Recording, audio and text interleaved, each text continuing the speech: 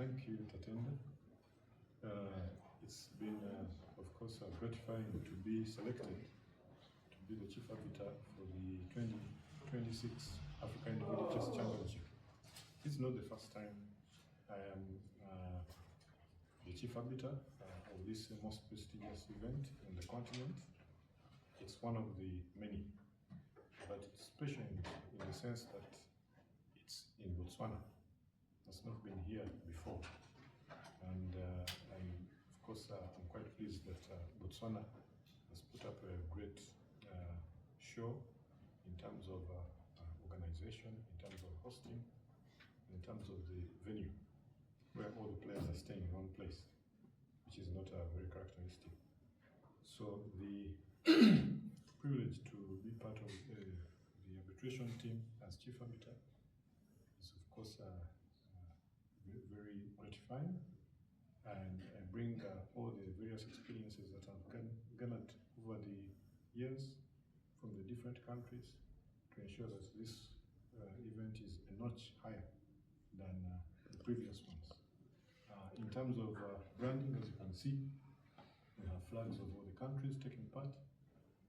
In terms of broadcasting, we are able to broadcast some games, although not all. In terms of the quality of the play, we have some of our top players featuring in this event. So I think it's a big privilege for me. Thank you. It is quite interesting how much they've improved and been able to, grow as arbiters. I first worked with Vincent way back in a zonal tournament in Mauritius in about 2013, and it's interesting that he has come a long way and is being able to ably handle where my expertise is required. Is able to fit the shoes. And I think Botswana has grown as a chess playing nation in terms of arbitration, in terms of technical expertise. We also have our own Botswana team here doing the DGT and supporting in different roles, fair play, and other services that are required around such an event. So I think Botswana is on the right path, and we encourage them. Okay, so maybe let me take you way back and compare it with now. Or what have you seen that has improved in terms of maybe arbitration in chess in Africa?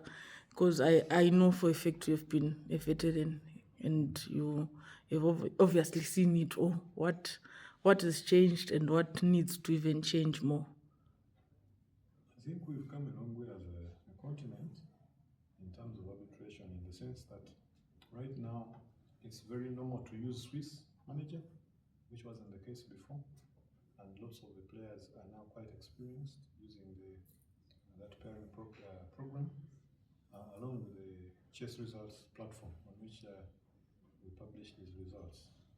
It's also important to note that now the players also know how to find their way around the chess results platform, to be able to see their pairings, to be able to find the games, to be able to study their opponents, to see which activities are up and running, and also the organizers to be able to use chess results as part of their organization in terms of publishing games and making life easier, because way back it would all be printouts and simple publications in newspapers which come after the round, but right now everything happens in real time. So the use of the internet has accelerated that ability. Then the other thing that has grown well is the DGT, although we still lack sets in the continent, but the coverage of the DGT is quite satisfactory for now, and it can only grow better, and therefore we'll eventually have events where every game played is on DGT. So there's been some good progress in that regard in terms of the technical resources, people, and equipment. Okay, so lastly, what advice would you give to a youngster who would want to be a chief arbiter for a big tournament like this in Africa? Well, it's hard work, You need to study the rules, constantly reading the rules, because they change almost every other year. A new version is released, so there's constant reading. Young arbiters or aspirational arbiters should be able to constantly read. They have to give time and read the regulations, and then practice Swiss manager if you have a chance to try out all the various types of pairings, round robin Swiss, double round robins, accelerated Swiss, and all the events that you could have depending on the nature of your event. So you can only master if you practice. In this particular event, I was surprised that a few arbiters did not know how to upload PGNs, and which should be a basic skill. So when I ran them through that, they were quite excited.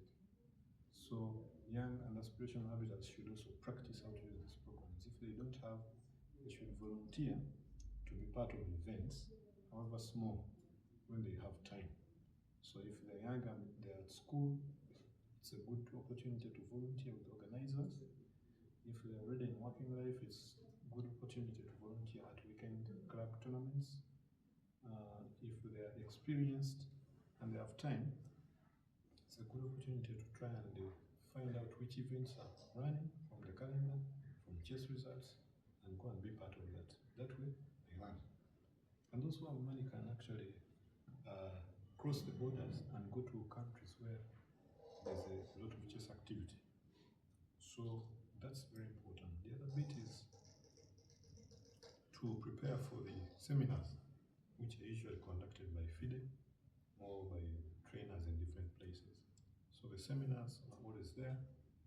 There's no period that can pass when there's no seminar. And if it's possible for a young arbiter, you try to register for those seminars through your federation or through as an individual, and then if you pass, you start your journey upwards, and then work on your norms, and eventually you get there.